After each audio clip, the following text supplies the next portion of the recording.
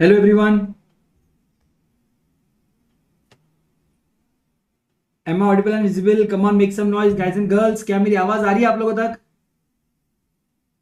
Hello hello hello, नमस्कार, आदाब, सत श्री अकाल, भाई बहनों, दिव्य सज्जनों। क्या मेरी आवाज आप लोगों तक आ रही है? Come on, make some noise.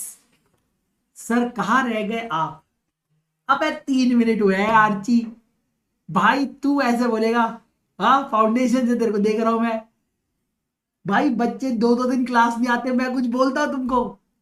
है? 1.5 घंटे 2 घंटे की क्लास में आधे पौन घंटे बाद ज्वाइन करते हो, मैं बोलता हूँ तुमको कुछ? आज 1 मिनट में बोल दिया तूने ना। दिल तोड़ दिया आर्ची, आज तूने दिल तोड़ दिया बेटा। ये दिन मुझे याद रहेगा, ये कमेंट मुझे याद रहेगा आखिरी दम तक। ये दिमाग में रहेगा मेरे कमेंट ना। नहीं नहीं, मजाक करा भाई, इतना दिल पे मत। कैसा है? खुशी जोशी। सर ये मेरी फर्स्ट, 1 मिनट मैं अच्छे से पढ़ता हूँ। सर ये मेरी फर्स्ट लाइव क्लास है। आप ऐप पे पहले के 4 लेक्चर मैंने यूट्यूब पे लिए थे। वाह खुशी, वाह, बहुत अच्छा लग रहा है आज आपको यूट्यूब से ऐप पे देखकर बड़ा मजा आ रहा है। और इसी तरह आप आगे बढ़ते रहो बेटा, एकदम मतलब जबरदस्त आग लगाते रहो। इतनी आग लगाओ, इतनी आग लगाओ कि लोग खुशी के मारे जोश में आ जाए, है ना खुशी जोशी? तो you are my sister because we are Joshi Joshi, Joshis rocks. Jinal Agarwal. ऐसे नहीं है, सभी मेरे भाई बहन हैं, मैं भी बोलता रहता हूँ, ठीक है, ऐसी मस्ती करने के लिए। कैसे हो? हाँ, आरची तू तो रहने दे बेटा, तू तो अब रहने दे अब। दिल तोड़ा है तूने मेरा। हाँ, श्रेया कैसे बेटा? काजल, रौनक, जीनत, अरे यार गलती से फिर आरची बोल दिया। अरे प्रियंका, करिश्मा, श्रेया, प्रणीत, कैसे सभी लोग? All well? जबरदस्त। यूट्यूब पे कौन कौन मेरे साथ जुड़ा है? जल्दी से अपना अपना नाम बता दो मेरे को। आज हम करने वाले हैं एक महा घोर खतरनाक कंसेप्ट। और हम लोग उस कंसेप्ट को आज करने वाले हैं, पढ़ने वाले हैं। और वो कंसेप्ट है बुक्स एंड पेपर। बुक्स और पेपर। इसके बाद हम बुक्स ऑफ अकाउंट भी पढ़ेंगे, डॉक्यूमेंट भी पढ़ेंगे और फाइनेंशियल स्टेटमेंट्स भी पढ़ेंगे। तो सबसे पहले जानते हैं ये बुक्स एंड पेपर क्या होता है और बुक्स और पेपर क्या होता है। सर क्या इन दोनों की डेफिनेशन सेम है, बुक्स एंड पेपर और बुक्स और पेपर? जी हाँ, एकदम सेम है। अब आप books of account, sorry, books and paper and books और पेपर की अगर आप डेफिनेशन देखोगे तो इसकी डेफिनेशन स्टार्ट होती है विद द वर्ड इंक्लूड्स। क्या आप मुझे कृपया करके कमेंट सेक्शन में लिख के बताएंगे व्हाट डज दिस मीन? क्या इसका अर्थ ये होता है कि ये डेफिनेशन कौन से टाइप की डेफिनेशन है? बताना जरा, कौन से टाइप की डेफिनेशन है? Online, YouTube and this class also. Very good, it is an inclusive definition. Sir inclusive definition का मतलब क्या होता है कि हम जो चीजें यहां बता रहे हैं वो सब चीजें तो डेफिनेशन में आती है ना? गौर फरमाइएगा, इरशाद कर रहा हूं कि हम जो बता रहे हैं वो चीजें तो डेफिनेशन में आती है। इसके अलावा भी बहुत सारी चीजें आ सकती है। बोलते हैं books and paper includes books of account. Sir क्या बात कर रहे हो? हाँ, यानी आगे जब आप बुक्स ऑफ अकाउंट का डेफिनेशन पढ़ोगे तो याद रखना कि books of account is just one small part of books and paper. तो बताइए, बुक्स ऑफ अकाउंट बड़ा डेफिनेशन होगा या बुक्स एंड पेपर बड़ा वाइडर डेफिनेशन है? Which of the following is the wider, books of account या books and paper? तो आप कहेंगे sir books and paper is a wider definition, it also includes books of account and many more things. इसके अलावा जितने भी deeds होते हैं, डीड्स मतलब पता है आपको, पार्टनरशिप डीड आपने सुना होगा, है ना? ऐसे एग्रीमेंट्स को, जो स्टैम्प ड्यूटी पे रजिस्टर्ड एग्रीमेंट्स को डीड कहते हैं। Then there are vouchers, sale voucher, receipt voucher, payment voucher, purchase voucher, है ना? क्रेडिट वाउचर रहता है ना? इसके अलावा डॉक्यूमेंट्स होते हैं, उसमें सब आ गए, इनवॉइसेस आ गए, आपके इंटरनल डॉक्यूमेंट्स आ गए, एक्सटर्नल डॉक्यूमेंट्स आ गए, वर्किंग्स आ गई, सब आ गया। फिर होते हैं मिनट्स। सर मिनट्स मतलब minutes of the meeting, minutes of board meeting, minutes of general meeting, minutes of committee meeting, minutes of class of share holders meeting, minutes of class of creators meeting. किसी भी meeting के जो आपको बोलते हैं ना meeting में क्या क्या हुआ, उसको मिनट्स कहते हैं। Step by step detail record of what happened, what went down in the meeting is called minutes. Anything in writing, कोई भी चीज अगर लिखी है किसी भी एक पीस ऑफ पेपर पे तो उसको भी हम बुक्स एंड पेपर में कैटेगराइज करते हैं। सोचो कितना वाइड इसका डेफिनेशन है। इसके अलावा जितने भी रजिस्टर्स कंपनी मेंटेन करती है, वो चाहे पेपर फॉर्म में करती हो या चाहे इलेक्ट्रॉनिक फॉर्म में करती हो, यानी register of member, register of debenture holder, register of preference share holder, register of अलग class of share holders, register of depositors, register of debenture holders, register of other security holders, register of charges, register of beneficial owner, register of significant beneficial owner. भाई register of share certificate, उसका भी register बनता है। हौलागिरी देखो तुम, जितने भी certificates बनते हैं जितने, उसके भी रजिस्टर बनते हैं भाई। तो जिंदगी में कंपनी जितने भी रजिस्टर्स बना रही है वो सारे रजिस्टर्स भी बुक्स एंड पेपर के अंदर आ जा रहे हैं, चाहे वो इलेक्ट्रॉनिक फॉर्म हो या पेपर फॉर्म।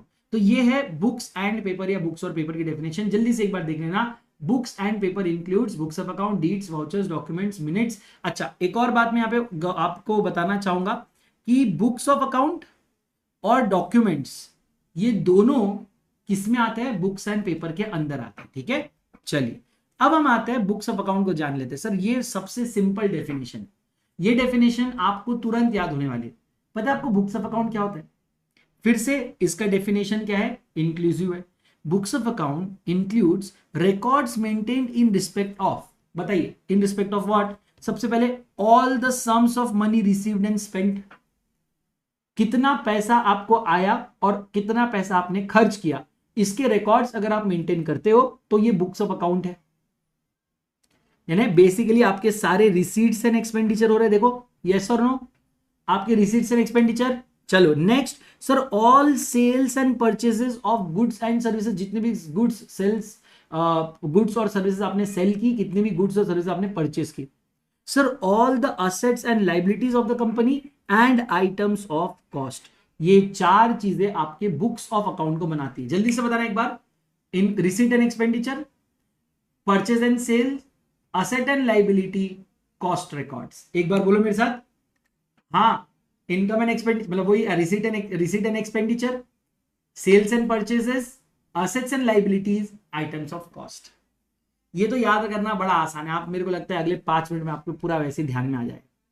ठीक है, ये आपके बुक्स ऑफ अकाउंट, तो बहुत कोई भारी डेफिनेशन नहीं है। ठीक है, सो एक बार जल्दी से मेरे साथ बोलेंगे बुक्स ऑफ अकाउंट में क्या क्या आता है? Receipts and expenditure, sale and purchase, asset and liabilities, items of cost. ठीक है, चलिए अब आप एक बात बताइए, what do you mean by books and paper या बुक्स और पेपर?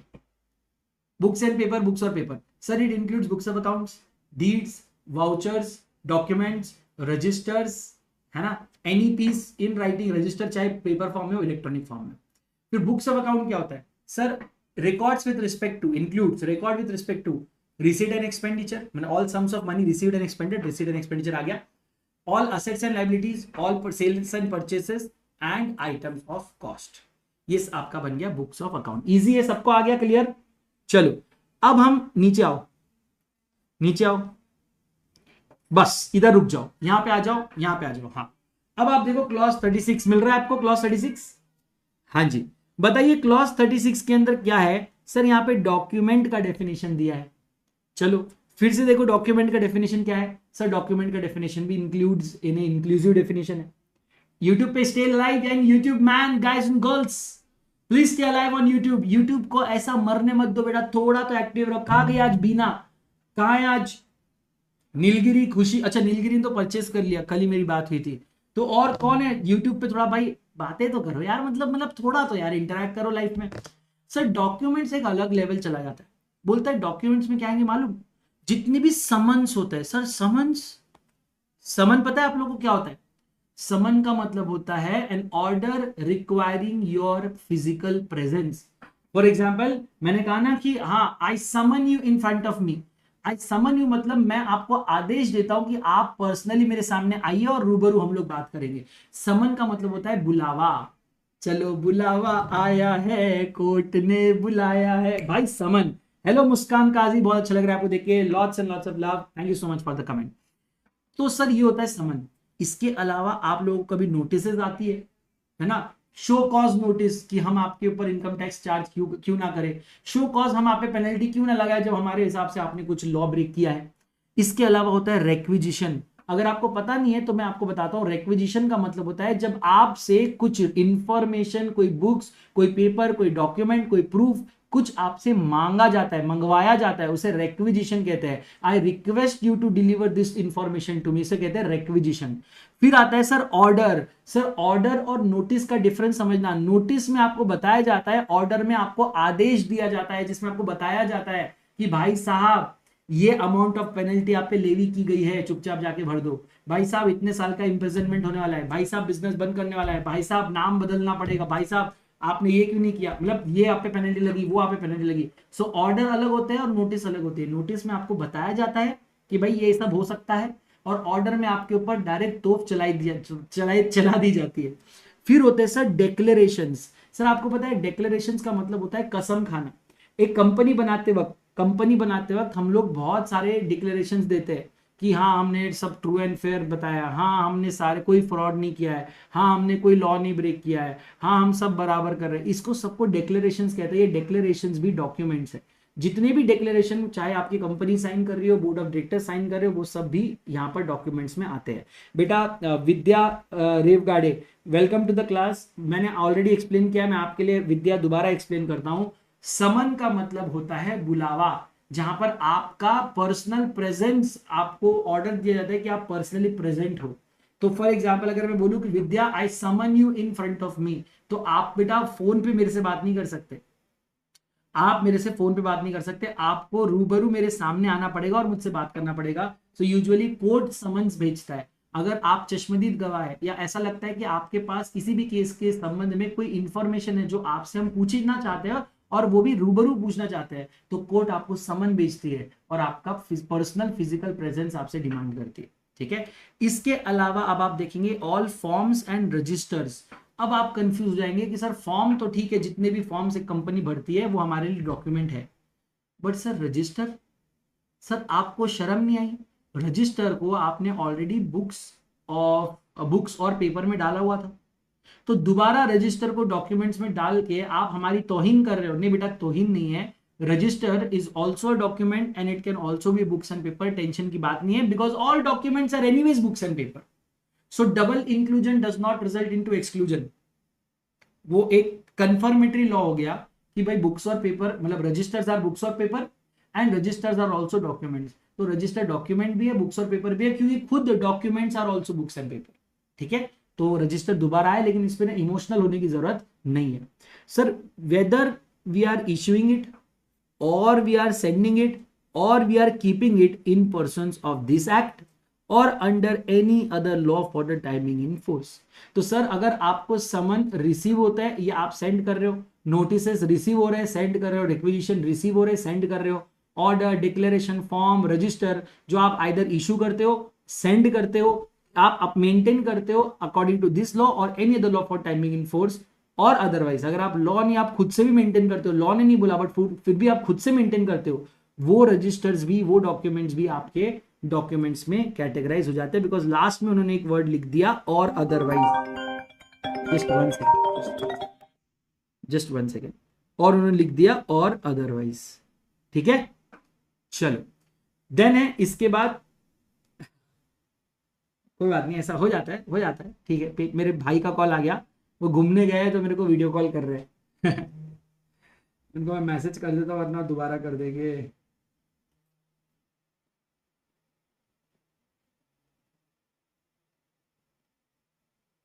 चलो, हाँ सब घूमने जा रहे हैं भाई, मैं यहाँ तुमको पढ़ा रहा हूँ। इस बात पे तो एक लाइक ठोक दो यूट्यूब पे, इस बात पे तो लाइक बनता है भाई, like.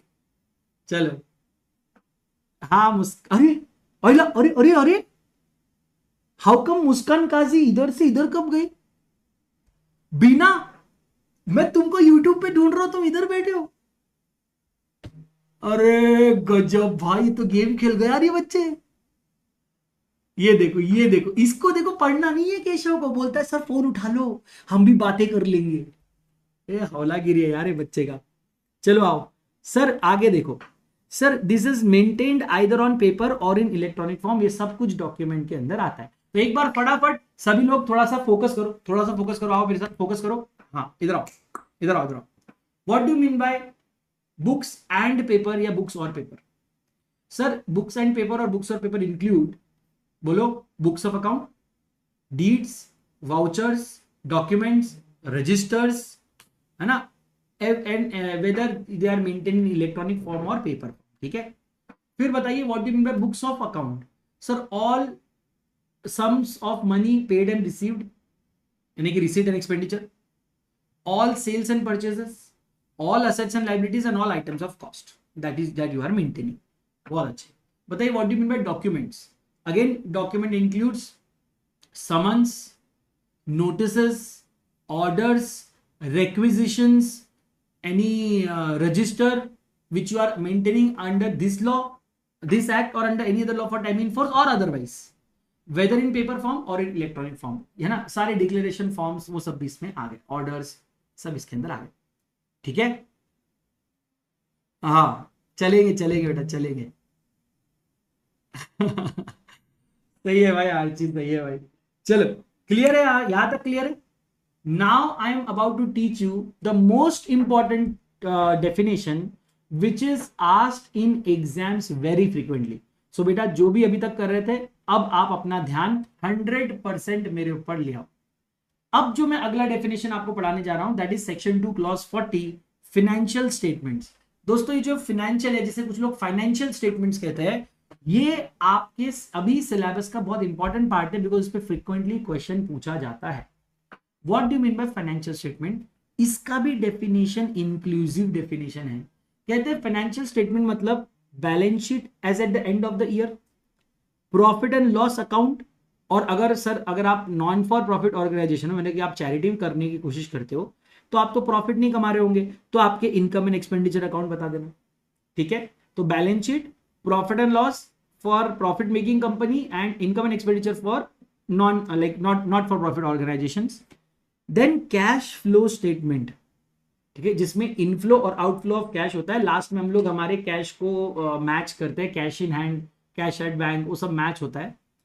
Then a statement of changes in equity, मतलब ऑफकोर्स कैश फ्लो स्टेटमेंट में सिर्फ, ऑफकोर्स मैं नहीं कह रहा कि बैंक रिकंसिलिएशन ही होता है सिर्फ, बट मैं कह रहा हूं कि कैश फ्लो में all inflow of cash, all outflow of cash for अलग अलग different types of activities. For example investment activities का कितना है, ऑपरेटिंग एक्टिविटी का कितना है। सो लाइकवाइज आप, अरे मैं क्यों आपको बता रहा हूँ, कैश फ्लो स्टेटमेंट तो आपके सिलेबस में अकाउंट्स में आप पढ़ोगे यार, छोड़ो मैं आगे बढ़ता हूं। ओके, तो balance sheet, profit and loss account या इनकम एंड एक्सपेंडिचर, ऐसे केस में भी cash flow statement. Statement of changes in equity, sir statement of changes in equity का मतलब क्या होता है? सर हो सकता है रिसेंटली आपने कुछ नए शेयर्स इशू किए होंगे और नए मेंबर्स हमारे कंपनी में आए, कुछ शेयर्स आपने बायबैक किए होंगे, शेयर रिडक्शन किया होगा, रिडम्पशन हुआ होगा, वो भी इसमें आता है, ठीक है। Sir if there is any change in the equity, तो उसका भी एक स्टेटमेंट आपको बताना पड़ेगा कि लास्ट ईयर से इस साल में इक्विटी में क्या क्या चेंजेस आपने किए। फर्दर इशू, है ना, right issue, bonus issue, buyback, reduction of capital, whatever activities has happened and what was the impact of all those activities on your equity. So what is the change of equity compared to last year? ये आपको दिखता है statement of changes in equity में। And finally explanatory note annex to or forming part of any document referred to in 1 to 4 above। तो sir अगर आप देखोगे तो बैलेंस शीट में बहुत सारे नोट्स लगते हैं। शेयर कैपिटल का नोट्स होता है, फिक्स्ड असेट्स जो प्लांट प्रॉपर्टी इक्विपमेंट उसका एक नोट्स होता है, इन लाइक इसका एडवांसेस लोन्स का अलग नोट होता है, लाइबिलिटीज में फॉर एग्जांपल आप सिक्योर्ड लोन का अलग नोट होगा, अनसिक्योर्ड लोन का अलग होगा, कैश और कैश इक्विवेलेंट के अलग नोट्स होंगे। तो बैलेंस शीट के सर हर आइटम के एक अलग नोट्स टू अकाउंट्स होते हैं, बनाए ना आपने बुक्स ऑफ अकाउंट में, बराबर ना। हाँ वैसे सर प्रॉफिट एंड लॉस में भी नोट्स टू अकाउंट्स होते हैं। सर कैश फ्लो में भी कुछ इंफॉर्मेशन नोट्स में दी जा सकती है। तो ऊपर दिए गए चारों स्टेटमेंट में से कोई भी अगर ऐसे नोट्स या एनेक्स्चर्स है तो वो भी आपके फाइनेंशियल स्टेटमेंट का ही पार्ट है। भले आप उसको अलग से दे रहे हो, बैलेंस शीट में नहीं डाल के दे रहे हो, उसके नीचे दे रहे हो, but that has to be there wherever balance sheet is, therefore उसको भी हमने फाइनेंशियल स्टेटमेंट का पार्ट बना लिया। तो एक बार मेरे साथ बोलना, balance sheet, profit and loss account, statement of changes in equity, cash flow statement, statement of changes in equity and any annexure forming part of 1, 2, 3 and 4 above. क्या मेरे साथ बोल सकोगे एक बार? हाँ बेटा, yes very good Shreya, promoters का holding भी उसमें शो होता है। अंशुल सर ने कैश फ्लो स्टेटमेंट चालू कर दिया, इसका मतलब आपको कैश फ्लो मालूम है, ठीक है, बहुत अच्छे, जबरदस्त, proud of you, love you, चुम्मा फेंक के मारा तेरे को मैंने, ठीक है। चलो अब मैं चलू आगे। ओके सर मेरी बात सुनो, आपने सर कंफ्यूज कर रहे हो, अरे मैंने क्या किया? सर अभी आपने यहाँ पे बुक्स ऑफ अकाउंट पढ़ा है, हाँ, अभी आप ये फाइनेंशियल स्टेटमेंट पढ़ा रहे हो, हाँ सर ये सब कंफ्यूज हो रहा है सर, दिमाग में गोबर हो रहा है, क्यों? अरे यार सर बुक्स ऑफ अकाउंट में क्या लिखा था? All sums money paid and received, all received and expenditure, sir यहाँ कैश फ्लो है। वहां पे लिखा था आपने ऑल सेल्स एंड परचेसेस, यहाँ पे profit and loss, income and expenditure है। वहां बोला था ऑल एसेट एंड लायबिलिटी, यहाँ बैलेंस शीट है। वहां पे बोला था ऑल आइटम्स ऑफ कॉस्ट, यहाँ पे चलो ठीक है, कॉस्ट के रिलेटेड अब यहाँ पर मैं आपको आगे बताने वाला हूँ, उसके रिलेटेड कॉस्ट के रिलेटेड भी चीजें आपको 148 के अंदर बोली जा सकती है। तो बट मोटा मोटी तो सर सेम ही है ना, तो काहे कंफ्यूज आ रहे हो, हमको कंफ्यूज हो रहा है। तो बेटा वहां पे हमने एक्सप्लेन किया कि जितने भी रिकॉर्ड्स, आप अगर फोर्स अपना दिमाग पे अगर आप जोर डालोगे ना बेटा, इधर आओ, दिमाग पे अगर जोर डालोगे तो उसमें बोला है कि all records maintained in respect of following, कि अगर आपने रिसीट्स एंड एक्सपेंडिचर के रिकॉर्ड्स मेंटेन किए होंगे ना, कि भाई कहां से पैसा आया उसका रिकॉर्ड, कहां पैसा गया उसका रिकॉर्ड। सर सेल और परचेस किया तो सेल इनवॉइस परचेस इनवॉइस बचा के रखते हो कि नहीं, तो it is a record showing that we have done sales, it is a record showing that we have purchased. Sir कोई असेट परचेस करते हो बिना बिल के करोगे, तो it is a record showing asset purchase और लाइबिलिटीज इनकर्ड या items of cost incurred. तो सर ये रिकॉर्ड्स है, all records which are maintaining the following. But आपको जब मैं फाइनेंशियल स्टेटमेंट पढ़ा रहा हूं sir, these are not records, these are statements which are given as at the end of the period or as on a particular date. For example, balance sheet as at a particular date होती है, आप देखना उसके आगे clearly लिखा है as at the end of the financial year। वही profit and loss जो होता है या इनकम एंड एक्सपेंडिचर होता है वो फॉर द पीरियड होता है। For example for the financial year, दिख रहा है, for a period starting from 1st April ending on 31st of day of March. Sir cash flow statement भी फॉर द फाइनेंशियल ईयर होता है, यानी कि स्टार्ट टू एंड आपका पूरा कैश फ्लो उसमें बताया जाता है। Sir statement of changes in equity भी आपको एक पर्टिकुलर डेट का बताता है। For example last as on 31st March 23 compared with 31st March 24। Sir explanatory statement भी पर्टेन करते हैं उस पर्टिकुलर बैलेंस शीट, उस particular profit and loss, therefore that particular period को। सो ये जो है ना sir, these are statements, these are reports which goes out to the member. तो ये आपको in consultation with companies act बनाना पड़ता है। इसका शेड्यूल 3 भी आपको दिया है, आपको पता होगा शेड्यूल 3 आपके लिए कुछ नया नहीं है, राइट। तो ये है बेटा financial statements. I know books और paper, books and paper, books of account, documents और फाइनेंशियल स्टेटमेंट ये सेम साउंड करते हैं, मगर सबसे इंपॉर्टेंट डेफिनेशन इसमें कोई है तो है financial statement. Balance sheet, profit and loss और income and expenditure, cash flow statement, statement of changes in equity, annexure forming part of the following. अब एक एक्सेप्शन देख लो, मैं आपको बताता हूं। लॉ कहता है provided that a financial statement with respect to one person company, small company, dormant company and a private company which is a startup, क्या कहा है, private company which is startup. कौन कौन बोला, 1 पर्सन कंपनी यानी जिसमें एक ही मेंबर होता है, मैंने ऑलरेडी पढ़ाया।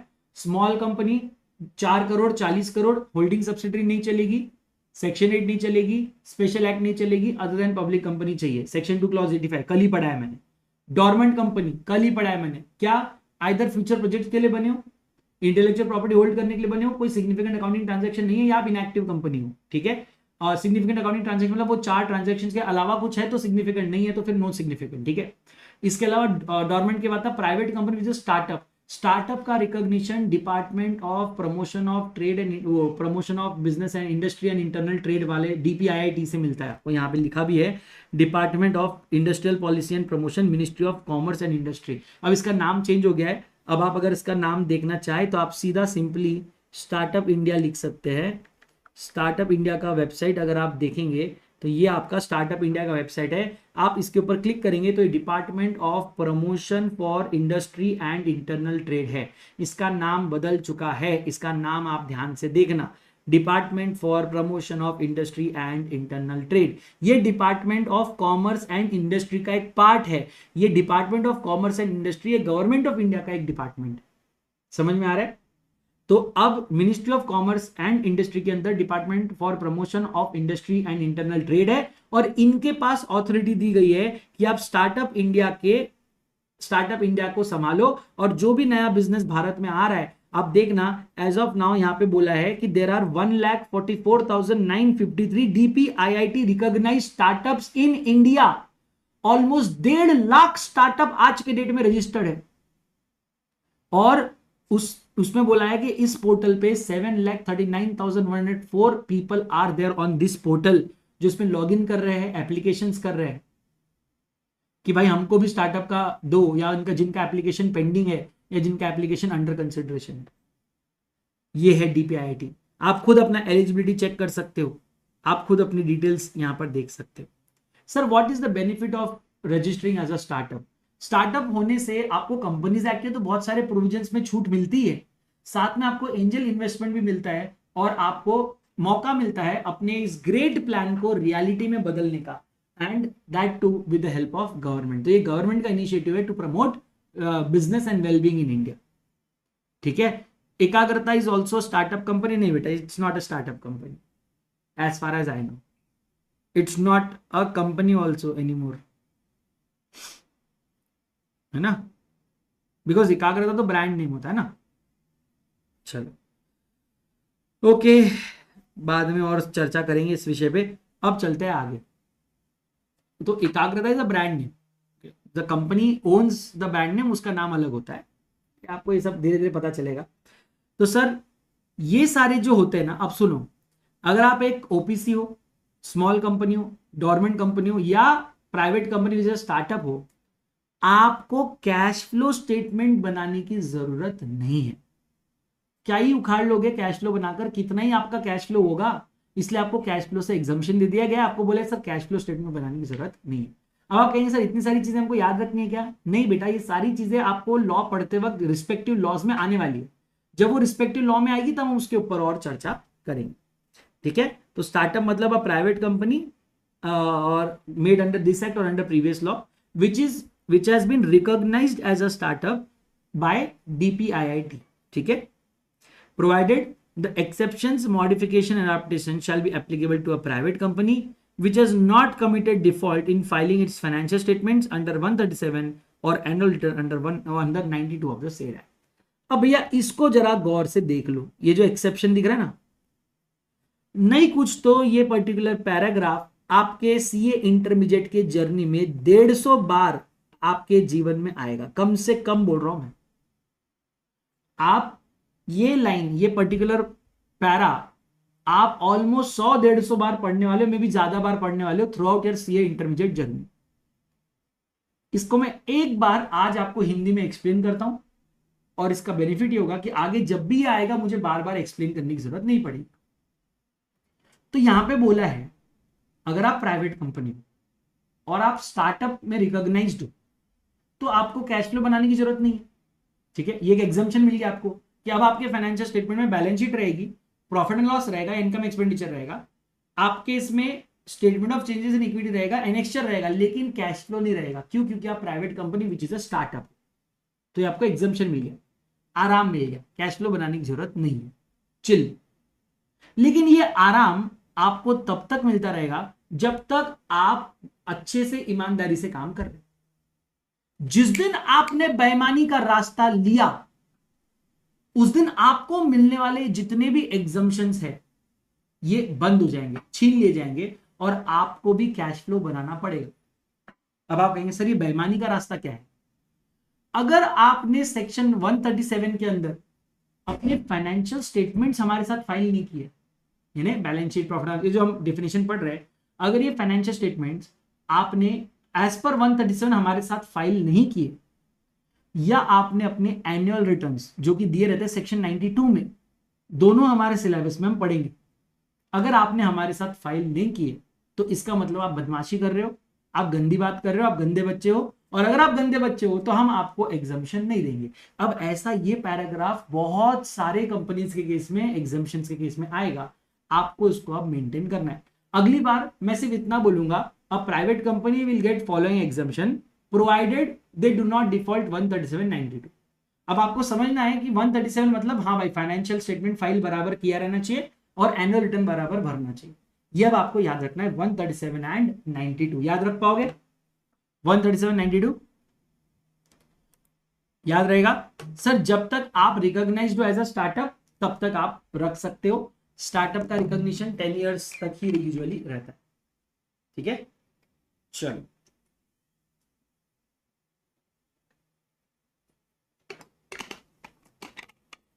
और उसके टर्नओवर रिक्वायरमेंट भी है, जबरदस्त लेवल टर्नओवर हो गया 100 करोड़ वगैरह, तो फिर आप यूनिकॉर्न्स में चले जाते हो, फिर आप स्टार्टअप नहीं रहते। ठीक है। अरे यार आर्ची यार, तू ना यार, तू ना दुश्मन है भाई मेरा, तू मेरा दुश्मन है। आज से तू मेरा दुश्मन, आज से तू आएगा तो मैं गाना गाऊंगा, मैं तेरी दुश्मन दुश्मन तू मेरा, मैं नागिन तू सफेद, ऐसा। अच्छा ऐसा है क्या, आप लड़की हो तो उल्टा कर लेते हैं, तुम गाना गाना, मैं तेरी दुश्मन दुश्मन तू मेरा, फिर ऐसा नाचना, मैं नागिन, क्योंकि हरकतें तुम्हारी ऐसी है नागिनों वाली हैं, गंदे बच्चे। चलो चलो सर, एक आखिरी नोट पढ़ लो सर, प्रॉफिट एंड लॉस को, प्रॉफिट एंड लॉस अकाउंट को कुछ लोग statement for profit and loss भी बोलते हैं कुछ कुछ जगहों पे, ठीक है। ओ भाई साहब, चलो सुनो, ऊपर चलो ऊपर चलो, एक बार लाइन से देखने दो। हाँ, ये हो गया, ये हो गया, ये हो गया, ये हो गया, हाँ। अब चलो ये छोटे मोटे एक दो डेफिनेशन उड़ा देते, ठीक है। Sir what do mean by charge, charge का मतलब क्या होता है, चार्ज का मतलब होता है interest or lien created on the property or asset of the company or any of its undertaking or both as a security and it includes mortgage. अब आप देखना, ये डेफिनेशन में मीन्स है एंड इंक्लूड है, दिख रहा है। जब भी कोई डेफिनेशन में मीन्स एंड इंक्लूड होता है, इसका मतलब ये एक एग्जॉस्टिव डेफिनेशन है। इसका मतलब इस डेफिनेशन को आप, वेरी गुड आदित्य नीमा, आदित्य नीमा, बहुत प्राउड ऑफ यू बेटा, इस डेफिनेशन को आप एक्सपांड नहीं कर सकते, एक्सटेंड नहीं कर सकते। बोलता है, क्या आपने कभी अपने जीवन में लोन लिया है, क्या आप भी करना चाहते हो, अपने लोन लेकर अपने बिजनेस को आगे बढ़ाना चाहते हो, तो आप लोगों को अपने कंपनी के असेट्स और या अपने अंडरटेकिंग कुछ असेट्स कहीं ना कहीं गिरवी रखना पड़ेगा। किसी भी बैंक के पास आप जाओगे और बोलोगे भैया लोन दे दो, वो बोलेगा भैया असेट दे दो। जब तक आप मुझे एक सिक्योरिटी नहीं देते, मैं आपको लोन नहीं दूंगा। अदरवाइज कल आप मेरा लोन लेके भाग गए तो मेरे को लॉस होएगा ना भाई, है कि नहीं, मेरे को लॉस होएगा। तो ये बहुत खतरनाक लोग होते हैं। अब यहां पे जरा गौर फरमाना, मैं आपको एक सिंपल बात करना चाहता हूं। जब आप अपनी असेट किसी और कंपनी या लेंडिंग बैंक या फाइनेंशियल इंस्टीट्यूशंस के पास अगर आप गिरवी रखते हो, what is there to stop you from showing that same asset somewhere else and taking the loan again? मतलब let's take an example of Archie, क्योंकि हरकतें आर्ची की वैसी है। आर्ची ने क्या किया, आर्ची मेम साहब गई एचडीएफसी बैंक के पास, बोलती है मेरे पास ये कार है, ये आप गिरवी रखो और मेरे को 5 लाख का लोन दे दो। एचडीएफसी बैंक ने दे दिया। अब यही कार लेके आर्ची फिर चली गई आईसीआईसीआई के पास, बोलती है मेरे पास कार है, मेरे को 3 लाख का लोन दे दो। फिर वही कार लेके वो चली गई बैंक ऑफ बड़ौदा के पास, बोलती है मेरे पास कार है, आप मेरे को सिर्फ 1 लाख का लोन दे दो। अब वो 5 लाख की कार पे 9 लाख का लोन लेके घूम रही है ना। तो अब क्या होगा, अब आर्ची ये पूरे 9 लाख रुपए लेके गायब हो जाएगी, गायब। अब ये एक कार है और ये 3 भुखा एक कार और 3 बीमार। अब ये तीनों लोग उस कार के पीछे पड़े हैं कि नहीं मैं बेचूंगा, नहीं नहीं मैं बेचूंगा, नहीं नहीं मैं बेचूंगा, होता है ना। सो लॉ कहता है to avoid this, let's do one thing, कि जब आरजी पहली बार ये कार लेके एचडीएफसी बैंक के पास जाए लोन लेने के लिए, तो क्या होना चाहिए, जब एचडीएफसी बैंक आरजी को लोन देगा, एक इस कार के ऊपर एक चार्ज क्रिएट हो जाना चाहिए, एक लीन, एक इंटरेस्ट क्रिएट हो जाना चाहिए। और अगली बार जब ये आर्ची ये कार लेके आईसीआईसीआई के पास जाए, तो ICICI should be able to see that there is already a charge created of 5 lakh rupees by HDFC bank on the same asset. मुझे बताओ, क्या अब आईसीआईसीआई बैंक दोबारा लोन देगी 1 रुपए का भी उस कार पे? नहीं, आईसीआईसीआई बोलेगी भाग यहां से, तेरे 6 लाख की कार पे ऑलरेडी तू 5 लाख की लोन ले चुकी है और मेरे से 3 लाख का लोन लेने आई है, चोर। विजय माल्या, सॉरी नॉट चोर, विजय माल्या कहीं की, तो मना कर देगा, मना कर देंगे।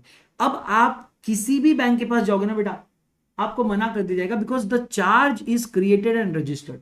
और ये हम पढ़ेंगे रजिस्ट्रेशन ऑफ चार्जेस में। तो चार्ज का मतलब क्या होता है? It is a lien, it is an interest which is created by the company on its own asset और on the assets of the undertaking, and it can also be done by way of mortgaging the asset और property with someone. तो charge मतलब एक लीन, एक interest create हुआ है कि भाई ये असेट को, इस कार को अब आप बेच नहीं सकते, क्योंकि अब उस पर HDFC का भी अधिकार है। अगर आप इस असेट को बेचने की कोशिश करोगे, अगर सेल करने की कोशिश करोगे, HDFC बैंक यहां पर जाग जाएगा और बोलेगा ना मुन्ना ना, ये कार आप बेच नहीं सकते, क्योंकि इस कार के ऊपर एक चार्ज क्रिएटेड, एक लीन क्रिएट। इतना ही नहीं, तो जो भी बंदा ये कार परचेस करने आएगा, उस परचेजर को भी ये क्लियर दिखता रहेगा कि इस कार के ऊपर 5 लाख का ऑलरेडी चार्ज क्रिएटेड। तो अब आप किसी को भी बेवकूफ नहीं बना सकते। समझ में आया? ये है charge. What do mean bye chartered accountant? यहां लिख दो बेटा, हाँ यहां लिखना, द चार्टर्ड अकाउंटेंट मीन्स आदर्श जोशी। क्या हुआ? अरे मतलब मैं हूं ना। अरे यार नहीं क्या, चलो ठीक है सर। ये जो डेफिनेशन आप देख रहे हो, बस यही डेफिनेशन का तो झगड़ा है, यही तो वो लड़ाई है, यही तो है जो आपको चाहिए। तो अगर आप चार्टर्ड अकाउंटेंट बनना चाहते हैं तो आपको क्या करना पड़ेगा? तो CA means exhaustive definition, CA as defined in 2(1)(b) of CA act 1949, section 2 subsection 1 clause B of chartered accountant act 1949 के अंदर जिस बंदे का नाम लिखा होता है वो चार्टर्ड अकाउंटेंट। तो कोई भी ऐरा गैरा नत्थु गैरा चार्टर्ड अकाउंटेंट नहीं बन सकता, और हर किसी का नाम उस list of register of members में नहीं आता। रजिस्टर ऑफ मेंबर में नाम लाने के लिए आपको CA इंटर, CA फाइनल, सब CA फाउंडेशन, सारी CA के स्कीम को फॉलो करके CA फाइनल क्लियर करना पड़ता है, और उसके बाद आप चार्टर्ड अकाउंटेंट बनते। अच्छा, सिर्फ CA बनना काफी नहीं है। क्यों? CA बन के तो आप जॉब भी कर सकते हो, CA बन के तो आप अपना खुद का बिजनेस भी कर सकते हो, CA बन के आप दुनिया के सबसे खतरनाक लॉ टीचर भी बन सकते हो। हाँ मैं मेरी बात कर रहा था, क्या हुआ? लेकिन CA बन के अगर आप एक सर्टिफिकेट ऑफ प्रैक्टिस होल्ड करते हो, एक वैलिड सर्टिफिकेट ऑफ प्रैक्टिस अगर आप होल्ड करते हो, तो आप हमारे लिए चार्टर्ड अकाउंटेंट हो as per companies act. So a CA is not a chartered accountant, a CA holding a certificate of practice is a chartered accountant. Actually, he is not also not a chartered accountant. A CA holding a valid certificate of practice is a chartered accountant as per Companies Act Section 2 Clause 17. Clear है? हाँ हाँ, आप future CEO हो बेटा, माना। चलो आगे बढ़ो आगे बढ़ो। CEO मतलब क्या? CEO CFO, फटाफट। चीफ एग्जीक्यूटिव ऑफिसर मतलब ऐसे ऑफिसर जिसको आपने CEO का डेजिग्नेशन कंपनी में दिया है। CFO मतलब ऐसा ऑफिसर जिसको CFO का करके आपने अपॉइंट किया है। CEO और CFO जो है ये आपके KMP यानी कि की मैनेजरियल पर्सनल पढ़ने के वक्त आपके काम आता है, जब डॉक्यूमेंट्स पे साइन करने की बात आती है तब काम आता है। CEO overall executive decision making के लिए जिम्मेदार होता है, CFO आपकी कंपनी के फाइनेंशियल डिसीजन मेकिंग के लिए जिम्मेदार होता है। ठीक है, चलो कंपनी का डेफिनेशन ऑलरेडी पढ़ा दिया था। A company means a company incorporated under this act or under any previous company law. मैं आपको पहले भी बता चुका हूं, मैं दोबारा बता रहा हूं, भारत में 1850 से कंपनीज एक्ट है जो ब्रिटिश कंपनीज एक्ट के ऊपर बेस्ड है। तो companies act 2013 is not the first companies act in India. 1850 से हमारे पास कंपनीज एक्ट है। तो अगर आप कंपनीज एक्ट 2013 या कंपनीज एक्ट 1956 या कोई भी प्रीवियस कंपनी लॉ के अंदर भी अगर आप रजिस्टर्ड हो, तो आप हमारे लिए कंपनी कहलाते हो। ठीक है भाई लोग, देवियों सज्जनों, थोड़ा प्यार मोहब्बत यूट्यूब पे अगर हार्ट वार्ट आ जाए तो थोड़ा मजा लगेगा। मतलब थोड़ा जागो ग्राहक जागो, देखो मैं खुद अपने आप को हार्ट दे रहा हूं है ना। Thank you Muskan, thank you so much. चलो हमारे पास है रिलायंस इंडस्ट्रीज लिमिटेड। ये 1973 में इनकॉर्पोरेट हुई थी, तब थोड़ी ना कंपनीज एक्ट 2013 था, है 1956 वाला चल रहा था, उसमें हुई थी। फिर Tata steel 1907, Infosys 1981। These are companies which are formed under companies act 1956 and hence they are also treated as a company under this law, क्योंकि यहां पर हमने कहा है company formed under this act और under any previous company law for the timing in force. ठीक है, ठीक है, चलो फटाफट फटाफट फटाफट, समझ में आ रहा है विद्या बेटा? मुस्कान, मुस्कान तो सॉरी इधर आ गई तो यहां पर हमारे पास विद्या का ही एक नाम दिख रहा है, तो बता दो। करिश्मा, थैंक यू बेटा। चलो बहुत अच्छे, जबरदस्त। अब आएंगे कॉन्ट्रीब्यूटरी। कॉन्ट्रीब्यूटरी, ये जो डेफिनेशन है ये बहुत ही खतरनाक डेफिनेशन है जो आप सहन नहीं कर पाएंगे। सर कॉन्ट्रीब्यूटरी मतलब ऐसा व्यक्ति who is liable to contribute towards the assets of the company in the event of winding up. अगर कंपनी वाउंड अप हो रही है, बंद हो रही है, डिसॉल्व हो रही है, थैंक यू सो मच बेटा विद्या, कंपनी अगर डिसॉल्व हो रही है, बंद हो रही है, तो ऑफ कोर्स ये बात है पहले हम कंपनी के सारे असेट्स बेचते हैं और उनसे जो पैसा आता है उनसे हम कंपनी की सारी लाइबिलिटीज पे ऑफ करने की कोशिश करते हैं। मगर what will happen if all the assets are sold but we are not able to fulfil any of the liability? Sir ऐसे वक्त में हम मेंबर्स से पैसा मंगवाते हो कि नहीं?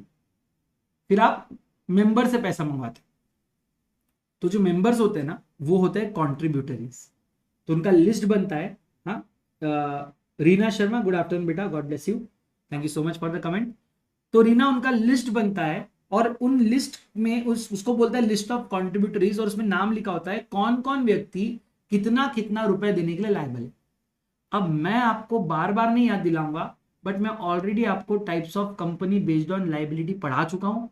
अब आप जानते हो company limited by share, unpaid value of share, guarantee, having share capital, unpaid value of share, amount of guarantee, not having share capital, guarantee, unlimited company, having share capital, unpaid value of share, unlimited, unlimited company, not having share capital, unlimited. ये मैंने पूरा chart आपको पढ़ा दिया, तो अब आपकी जो भी कंपनी है उसके हिसाब से आप लिस्ट बना लो।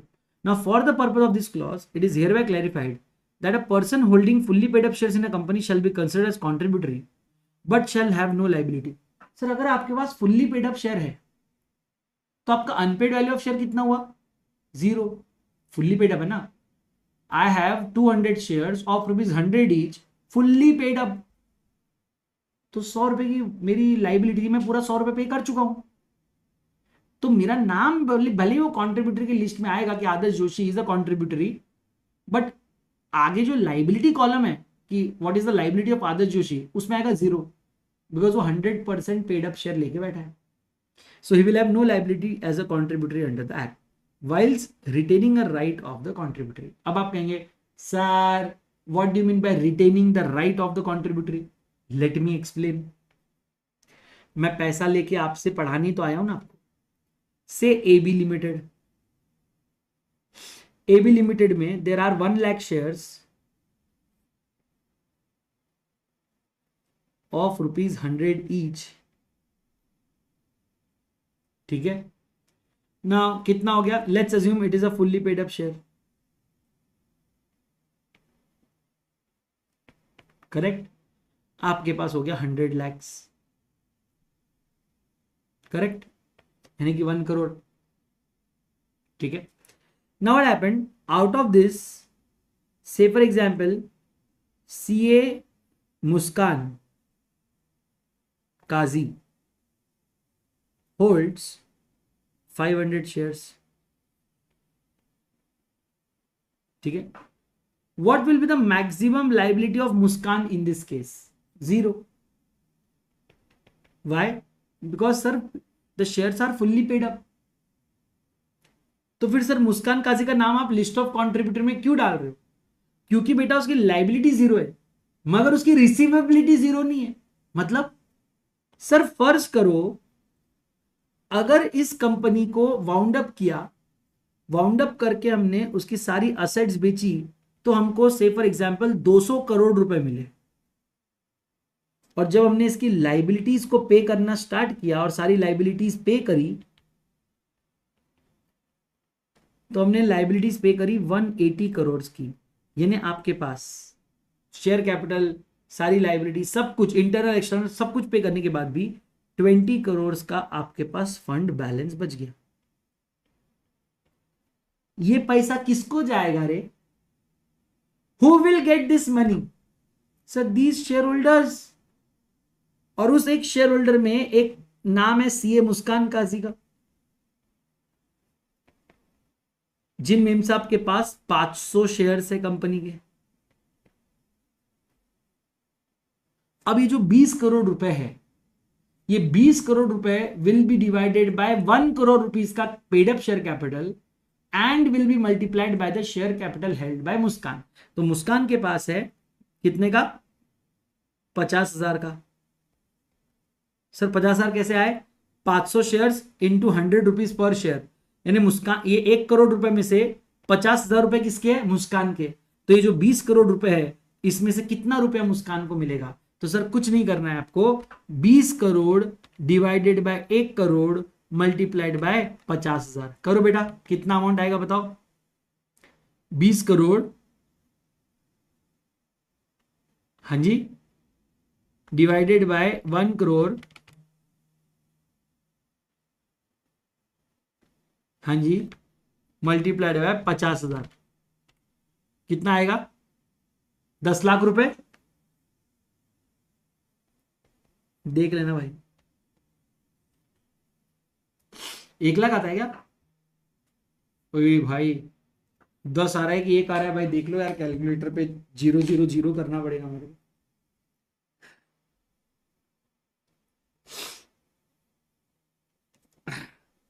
दस लाख आ रहा है ना? Very good, very good. तो सर अब आप समझे कि क्यों मुस्कान का नाम कंट्रीब्यूटरी में आना चाहिए।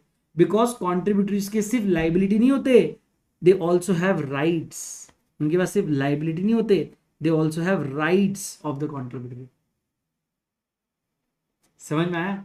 इनके पास एक और राइट होता है सर, कौन सा? Adjustment of rights among the contributories. अगर कोई कंट्रीब्यूटरी जिसने ज्यादा पे किया है और दूसरा कंट्रीब्यूटरी वो कम पे किया है, तो जिस कंट्रीब्यूटरी ने कम पे किया है उससे पैसे लिया जाएंगे और जिस कंट्रीब्यूटर ने ज्यादा पे किया उसको पे किया जाएगा, ताकि सभी कंट्रीब्यूटरीज के लायबिलिटी भी इक्वेटेड हो जाए। समझ में आया?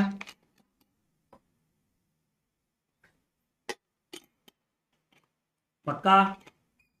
बहुत अच्छे। सर ये कंट्रोल बोले तो क्या? बता रहा हूं ना, रुको जरा, सबर करो। तो कंट्रोल का मतलब, फिर से डेफिनेशन इंक्लूसिव आ गई, बोलते हैं right to appoint majority of the directors. अगर मेजॉरिटी बोर्ड ऑफ डायरेक्टर्स आप ही लेकर आ रहे हो, तो अल्टीमेटली कंपनी में क्या करना है क्या नहीं करना है, उसकी डिसीजन मेकिंग कौन कर रहा होगा? आप कर रहे होंगे। Sir if you control the management और the policy decisions which is exercisable by a person either individually और इन कंसर्ट, इधर डायरेक्टली और इनडायरेक्टली, तो कंपनी की जितने भी पॉलिसी मेकिंग होती है, जितने भी डिसीजन मेकिंग होती है, पूरा मैनेजमेंट जो है वो आपके कंट्रोल में, चाहे इंडिविजुअली हो या किसी के साथ मिलकर हो, लेकिन आप ही उसको कंट्रोल करते हो। You are in control of the company. Company में क्या होगा, कब होगा, कैसे होगा, कौन करेगा, कितना करेगा, क्यों करेगा, कैसे करेगा, नहीं करेगा, कब करेगा, सब आपके कंट्रोल में। Then that means you control the company. वो चाहे आपके शेयर होल्डिंग की वजह से हो, आपके मैनेजमेंट राइट्स की वजह से हो, आपके शेयर होल्डर एग्रीमेंट की वजह से हो, आपके वोटिंग एग्रीमेंट की वजह से हो, या किसी भी मैनर में हो, मगर आपके पास अगर इतने डिसीजन मेकिंग पावर है, तो मैं कहूंगा you are in control of the company. ठीक है? ओके, वेरी गुड बेटा। आते हैं अगले डेफिनेशन की तरफ, वो है डिबेंचर्स। या डिबेंचर का डेफिनेशन बहुत खतरनाक दिया हुआ है। मतलब ये जो डेफिनेशन दिया है ना डिबेंचर, भाई साहब, मतलब आपको मजा आ जाएगा इस डेफिनेशन पढ़ के। आओ फटाफट मैं सीईओ सीएफओ वगैरह कर देता हूँ, जो हमारे हो गए उसको हम हाईलाइट करके टिक कर देंगे। ये भी हो गया, ये भी हो गया, है ना? इसके पहले ये भी सब हो गए, ये भी तो हो गया था ना। ठीक है, चलो अब आएंगे हम debentures. Sir what do mean bye debenture? पहली बात तो देखना, डिबेंचर का डेफिनेशन इंक्लूसिव डेफिनेशन है। यहां पे लिखा है इंक्लूड्स, इसके अलावा भी सर डिबेंचर में कुछ चीजें आ सकती है, आ सकती है। सर डिबेंचर्स के बारे में आप सभी लोगों ने सुना। आज मैं आपको बताता हूं डिबेंचर होते क्या है और क्यों इशू किए जाते हैं। कंपनी के पास फंड रेज करने के बहुत तरीके हैं। अगर आप कैपिटल रेज करना चाहते हो, फंड्स रेज करना चाहते हो बिजनेस करने के लिए, आप शेयर्स इशू कर सकते हो। ठीक है? Shares can also again be equity, या प्रेफरेंस, करेक्ट। अगेन इक्विटी में भी टाइप्स होता है, plain vanilla equity shares, differential voting right equity shares, या डीवीआर, डीवीआर से बोलते हैं ना, तो डीवीआर ही बोलता हूं मैं इसको, ठीक है। प्रेफरेंस शेयर्स भी कोई कम टाइप के नहीं होते, cumulative, non cumulative, convertible, non convertible, redeemable, non redeemable, participating, non participating. आप समझ रहे हो, इसके अंदर भी कोई कम टाइप्स नहीं होते, प्रेफरेंस शेयर्स के अंदर भी बहुत कम टाइप्स नहीं होते, इसके अंदर भी टाइप्स होते हैं, ठीक है। तो एक तो आपके पास आ गया ऑप्शन शेयर इशू करने का, ठीक है। इसके अलावा आपके पास और भी ऑप्शंस होते हैं, जैसे जैसे सर आप डिबेंचर्स इशू कर सकते हो, ठीक है। जैसे आप बोरोइंग्स कर सकते हो, जैसे आप डिपॉजिट्स एक्सेप्ट कर सकते हो, ठीक है। Now again debentures can be again convertible, non convertible, redeemable, irredeemable, वो सब तो होते ही है। साथ में डिबेंचर्स कैन बी सिक्योर्ड और अनसिक्योर्ड ऑल्सो, ठीक है। So secured, unsecured, convertible, non convertible, redeemable, irredeemable, वो सब उसमें भी होता है। बोरिंग्स अगेन दो टाइप की होती है, short term, long term, secured, unsecured. Yes, borings के अंदर भी होता है भाई, short term, long term, secured, unsecured. और डिपॉजिट्स भी होते हैं हमारे, डिपॉजिट्स भी दो तरह के होते हैं, मेंबर से और पब्लिक से, ठीक है। तो आपके पास पैसा लाने के लिए आपके पास इतने सारे ऑप्शन है, मगर मैं आपको अगर मोटा मोटी कैटेगराइजेशन बताऊं तो आपको पता है आपके पास पैसा लाने के लिए केवल दो ऑप्शन होते हैं, एक होता है इक्विटी और एक होता है डेट। समझना मेरी बात, अगर आप देखेंगे borrowings, so borrowings are debts. आप लोन ले रहे हो, आपको ये विद इंटरेस्ट चुकाना है। डिपॉजिट्स आप एक्सेप्ट करो, इट्स अ डेट्स। लोग अपना पैसा कंपनी की, जैसे मैं अपना एफडी बैंक में करने के बजाय मैं रिलायंस को पैसा देके बोल रहा हूं आपके पास डिपॉजिट रखो, खर्च करो, मेरे को इंटरेस्ट दो, तो है तो बोरोइंग ही ना। Similarly debentures are also borrowings, ये सब डेट के साइड में आता है बेटा, दे आर ऑल्सो बोरोइंग्स, ठीक है। यहां पर क्या होता है, कंपनी बोलती है कि हमें लोन चाहिए, अगर हम बैंक के पास जाएंगे, बैंक हमसे ज्यादा रेट ऑफ इंटरेस्ट चार्ज कर रही है, उतना रेट ऑफ इंटरेस्ट हमको देना नहीं है। हमारा मार्केट में बहुत नाम है, हमारे ऊपर अंधाधुंध ट्रस्ट करती है कंपनी, लोग, पूरे वर्ल्ड पब्लिक हम पे ट्रस्ट करती है। तो जब लोग हम पे ट्रस्ट करते हैं, लोग हमारे बिजनेस एक्यूमेंट पे भरोसा करते हैं, लोग हमारे कंपनी में इन्वेस्ट करना चाहते हैं, तो क्यों ना हम उन्हें मौका दे। बैंक को पैसा देके, सिक्योरिटी देके, बैंक से लोन लेके बैंक को अमीर करने के बजाय मैं सोसाइटी को अमीर करता हूं ना। और वैसे भी अगर मेरे को 1 लाख का, 2 लाख का, 10 लाख का, 20 लाख का, 1 करोड़ का, 100 करोड़ का, 1000 करोड़ का लोन चाहिए है, तब तो मैं किसी बैंक को पकड़ लू। से फॉर एग्जाम्पल मुझे 10,000 करोड़ का लोन चाहिए, इतने में तो बैंक की भी फट जाती है। अगर मैं उनको बोल दूं मेरे को 1 लाख करोड़ का लोन चाहिए, अब बोलो मेरे को 1 लाख करोड़ का लोन चाहिए, सब बैंक हाथ खड़े कर देगी, भाई इतना बड़ा रिस्क नहीं लेना हमको। या तो बैंक बोलेगी हमको कि भाई मैं काम करूंगी, मैं 3 और बैंक के साथ मिलके हम लोग ये लोन देंगे, हम एक मतलब ऐसे ना इसको बोलते हैं कि कंसोर्टियम ऑफ बैंक्स बोलते हैं इसको, हम एक कंसोर्टियम बनाएंगे, हम 3-4 bank, SBI, bank of Baroda, bank of Maharashtra, Punjab national bank, ऐसे हम 4 बैंक मिलके हम आपको 1 लाख करोड़ का लोन देंगे। तो जो भी एसेट आएगी हम चारों के पास चार्ज क्रिएट होगा, हम चारों मिलके आपको लोन दे रहे हैं, जो भी आप इंटरेस्ट रिपेमेंट करोगे वो भी हम चारों मिलके शेयर करेंगे, क्योंकि हम अकेले 1 लाख करोड़ का लोन का रिस्क नहीं लेना चाहते। लेकिन ये पैसा बहुत छोटा लगता है अगर मैं डिबेंचर इशू करूं। क्यों? क्योंकि डिबेंचर अगर मैं इशू करता हूं, से फॉर एग्जांपल मैं डिबेंचर इशू करता हूं 1 लाख या say for example 10 lakh debentures of ₹1000 each, ठीक है, fully paid up, of course fully paid up ही होता है डिबेंचर्स, और मैं इसको रेट ऑफ इंटरेस्ट देता हूं 12%। सुनना मेरी बात, मेरे पास 10 लाख डिबेंचर्स है जिनका फेस वैल्यू 10,000 है, I might even issue it on a, उसका थोड़ा सा प्राइस ज्यादा पे भी, मैं प्रीमियम पे भी इशू कर सकता हूँ। और दूसरा, now I will get 10 lakh into 1,000 rupees every only at 12% interest, जबकि यहाँ पर मेरे को बैंकों के यहाँ पे पैर पढ़ पढ़ के मेरे को उनको 20-20, 15-15, 18-18% इंटरेस्ट देना पड़ रहा है।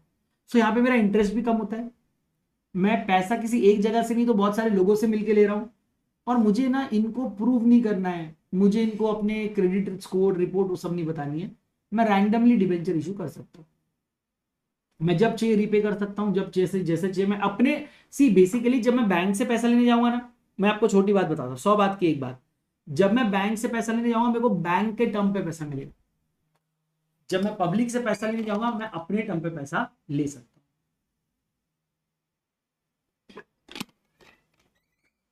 बट है क्या, ultimately it is all date.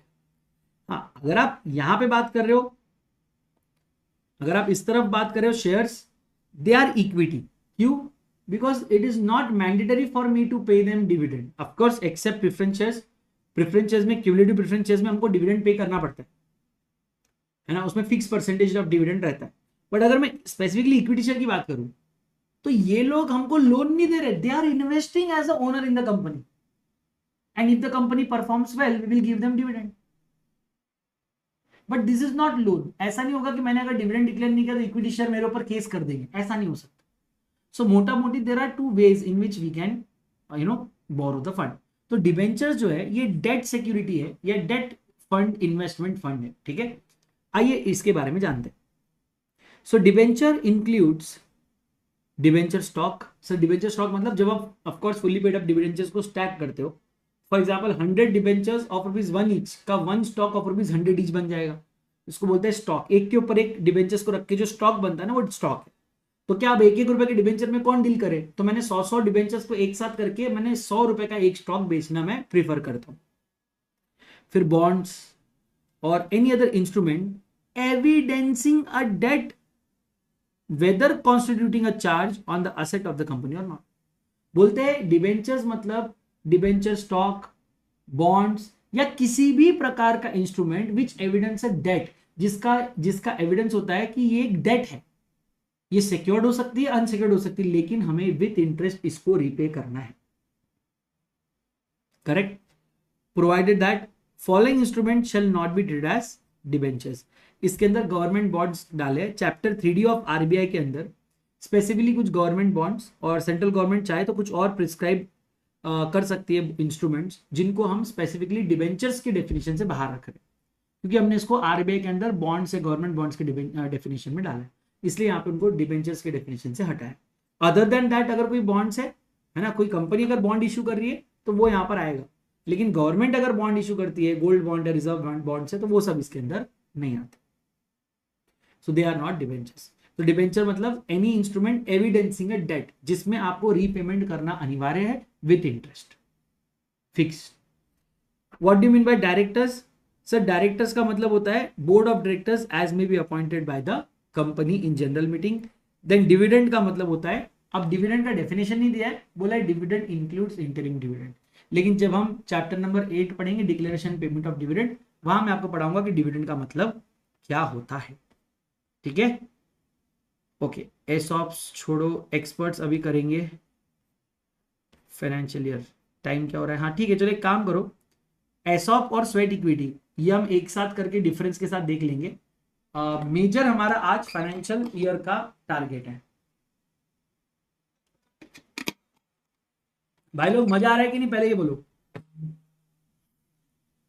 कहां तक पहुंच गए हम लोग। भाई साहब अच्छे खासे हो गए हमारे डेफिनेशंस, है ना, नाइस,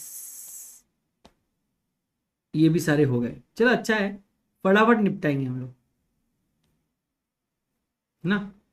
तो आज कितना है, 146 to 15। एक काम करो सुनो, एम्प्लॉय स्टॉक ऑप्शन और स्वेट इक्विटी ये कल हम एक साथ करेंगे, क्योंकि मेरे को ना ये दोनों एक साथ पढ़ाना है। अभी ना दोनों एक साथ कंप्लीट नहीं होंगे, और फिर दोनों के डिफरेंस बताना, मतलब मेरे को बहुत ज्यादा पढ़ाना है, मतलब एसऑप पढ़ाना है, फिर स्वेट इक्विटी पढ़ाना है, और फिर दोनों का डिफरेंस बताना है। तो एक काम करते हैं, एसॉप और स्वेट इक्विटी हम कल अरे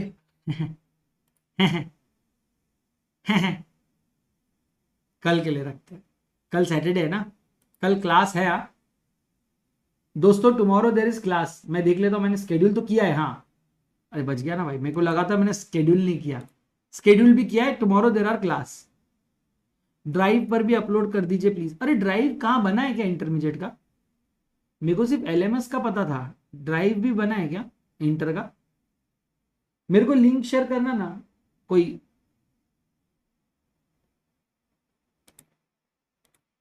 अरे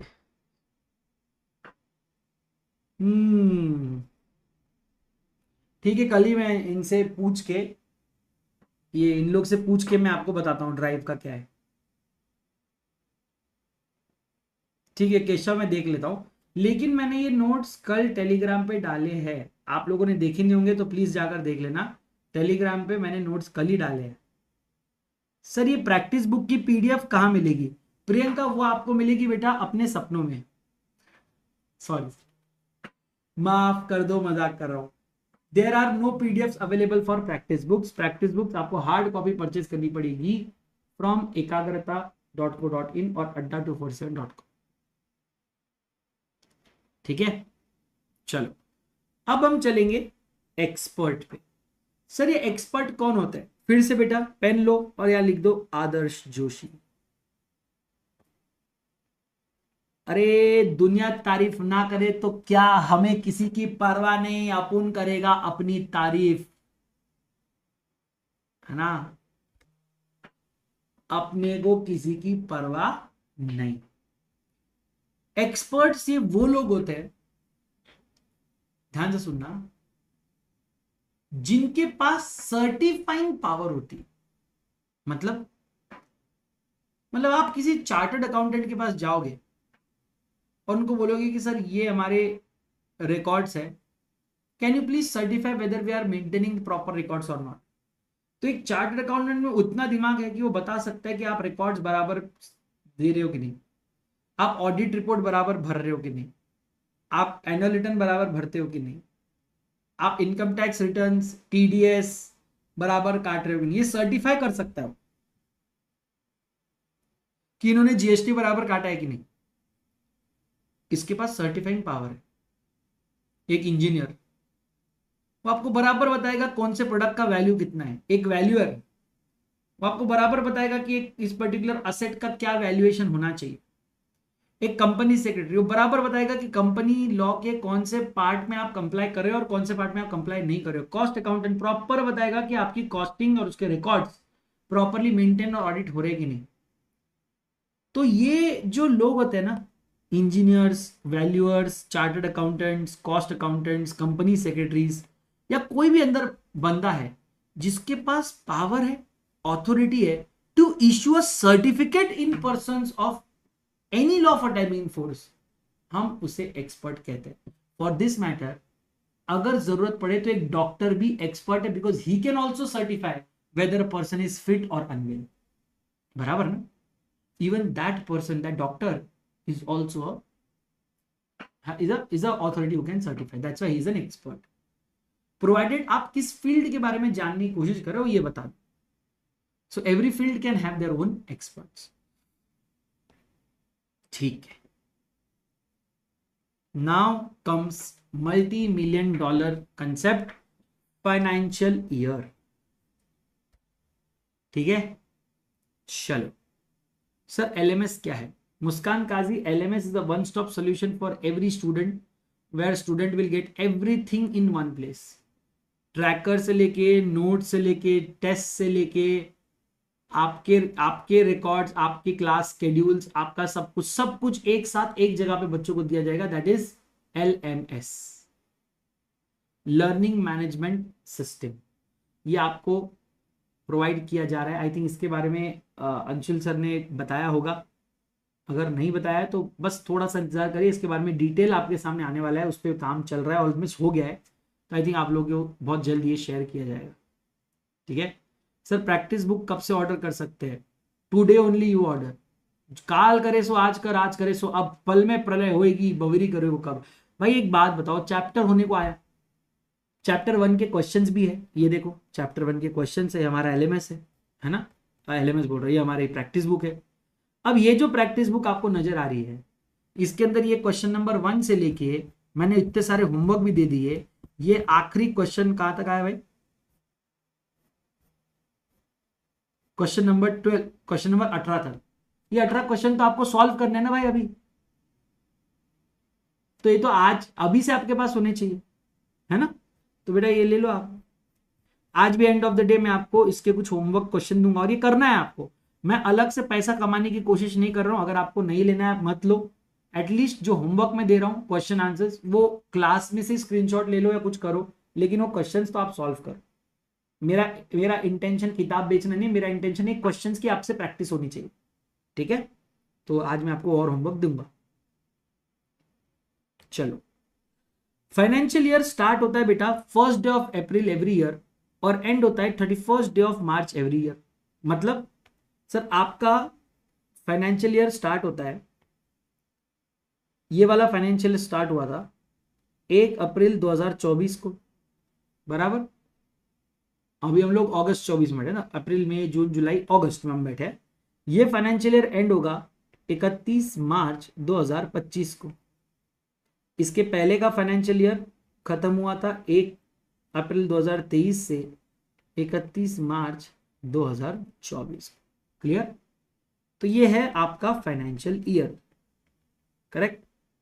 बट लॉ कहता है कि अगर आप 31 दिसंबर के बाद इनकॉर्पोरेट हो रहे हो, for example in the month of Jain, Feb और मार्च, ठीक है, तो आपका फाइनेंशियल ईयर नेक्स्ट 31 मार्च को कंप्लीट होगा। फॉर एग्जाम्पल अगर कोई कंपनी 15 सितंबर 2022 को इनकॉर्पोरेट हुई है, तो उसका फाइनेंशियल ईयर एंड होगा 31 मार्च 2023, ठीक है। यह है डेट ऑफ इनकॉर्पोरेशन। लेकिन अगर कोई कंपनी 15 जनवरी 2023 को इनकॉर्पोरेट हुई है, तो उसका ईयर एंड 31 मार्च 23 नहीं 31 मार्च 24 को आएगा। मतलब एक कंपनी के जो फर्स्ट ईयर होता, अरे अरे भाई साहब क्या था ये, पता नहीं। कंपनी का जो फर्स्ट ईयर होता है it can be as low as only 3 months or it can be as high as 15 months. So it can be minimum of 3 months and maximum of 15 months. अब कहेंगे सर कैसे, देखो example, अगर आप 31 दिसंबर 2022 को incorporate हुए हो, आपका फाइनेंशियल ईयर कब एंड होता है, when will your financial year and. अगर आप 31 दिसंबर 2022 को इनकॉर्पोरेट हुए हो, आपका फाइनेंशियल ईयर एंड हो जाता है 31 मार्च 2023। कितने महीने का हुआ, जनवरी फरवरी मार्च, 3 महीने का फाइनेंशियल ईयर है आपका, करेक्ट। वहीं आप एक दिन बाद, यानी से फॉर एग्जाम्पल अगर आप 1 जनवरी 2023 को इनकॉर्पोरेट हुए हो, आपका फाइनेंशियल ईयर एंड कब होगा सर, 31 मार्च 2024। कितने महीने होगा बेटा सर, जनवरी 23 से जनवरी 24 12 महीने होते हैं, फिर जनवरी फरवरी मार्च, तो 15 महीने का ये। जनवरी 23 से दिसंबर 24 12 महीने हो गए, 1 जनवरी था ना, तो 31 दिसंबर 2023 12 महीने हो गए, फिर उसके बाद जनवरी फरवरी मार्च और 3, यानी कि 15 महीने का आपका मंथ हो गया। सो फर्स्ट ईयर की मैं बात कर रहा हूं, इनकॉर्पोरेशन के वक्त फर्स्ट ईयर कंपनी में अगर मैं मिनिमम और मैक्सिमम की बात करूं तो year can be as low as 3 months to as high as 15 months. Clear? Sir आपकी प्रैक्टिस बुक बैच में ही मिल जाएगी, सेपरेटली परचेस करनी होगी? सेपरेटली परचेस करनी पड़ती है, बट वो भी अगेन डिपेंड करता है कौन सी प्रोडक्ट परचेस कर रहे हो। मैं अभी आपको कमेंट नहीं करूंगा कि प्रैक्टिस बुक कौन से प्रोडक्ट के साथ मिल रही है, किसके साथ नहीं। कोई भी प्रोडक्ट परचेस करने से पहले आप उसके डिस्क्रिप्शंस को देखो। कुछ प्रोडक्ट्स में हार्ड कॉपी के साथ इंक्लूडेड है, कुछ प्रोडक्ट्स में सॉफ्ट कॉपी होती है, कुछ प्रोडक्ट विद प्रैक्टिस बुक होता है, कुछ विदाउट प्रैक्टिस बुक होता है। तो ऑलवेज बाय इंक्वायरिंग, ठीक है? क्या होता है, लास्ट टाइम मैंने इस क्लास में कुछ तो बोल दिया with respect to practice book, और सब बच्चे एकदम बोरा गए कि सर क्या बोल रहे हो आप, फिर हमको मिलेगा नहीं मिलेगा, एकदम पगला गए थे बच्चे। तो एकदम मेरे को एकदम टेंशन आ गया। कुछ कुछ बच्चे तो एकदम ऐसे, एक लड़की मैसेज कर, सर आपके भरोसे मैंने क्लास ले लिया यार, अब आप ऐसे कर रहे हो, डांटने लगी मेरे को। मैंने कहा बेटा देखने तो दो यार क्या हुआ, मैंने क्या कर दिया? तो मैंने कहा बेटा अगर आपके प्रोडक्ट में लिखा है कि प्रैक्टिस बुक भी है, तो फिर आपको प्रैक्टिस बुक मिलेगी ना। जो जो जिस टाइम पे आप जो प्रोडक्ट परचेस करें उस टाइम पे जो प्रोसेस चल रही है, मतलब जो स्कीम चल रही है, जो प्रोडक्ट चल रहा है, उस पे डिपेंडेंट है आपको क्या प्रोडक्ट मिलेगा, ठीक है? तो आप वो देख के परचेस करो। ओके, चलो अब चलते हैं आगे। सर एक बात बताना। नहीं बताऊंगा, अरे यार सर ऐसे मत करो, बताओ ना। यहां पे आपने कहा कि if a company gets incorporated on और after 1 January then it will end on 31 March of the following year, बराबर? हाँ, प्रोवाइडेड दैट, अगर अब एक कंपनी है, ठीक है, और वो होल्डिंग या सब्सिडरी या एसोसिएट कंपनी है किसी ऐसे कंपनी की जो इंडिया के बाहर इनकॉर्पोरेटेड है। याद, ये सब के लिए मैंने जो आप बोल रहे थे ना कि सर आप चैप्टर बाय चैप्टर, मतलब ये चैप्टर आपका हमारे मॉड्यूल के चैप्टर 1 से मैच नहीं करता। क्यों नहीं करता? क्योंकि मैं आपको ये होल्डिंग, सब्सिडरी, ये सारे डॉर्मेंट कंपनी, स्टार्टअप, ये सब के बारे में पहले ही आपको पढ़ा चुका हूँ टाइप्स ऑफ कंपनीज में। तो मुझे अब ऐसे जब सेंटेंसेस आते तो मुझे बॉदर नहीं होता, क्योंकि मेरे को मालूम है मैंने आपको होल्डिंग, सब्सिडरी, एसोसिएट सब पढ़ा दिया है, ठीक है? तो अगर आप एक कंपनी हो जो किसी ऐसे कंपनी के होल्डिंग, सब्सिडरी या एसोसिएट हो जो कंपनी भारत के बाहर इनकॉर्पोरेट हुई है, और अगर वो अलग फाइनेंशियल ईयर फॉलो करते हैं, फॉर एग्जांपल उनका फाइनेंशियल ईयर स्टार्ट होता है 1 जनवरी से और एंड होता है 31 दिसंबर को, और भारत में फाइनेंशियल ईयर स्टार्ट होता है अप्रैल टू मार्च।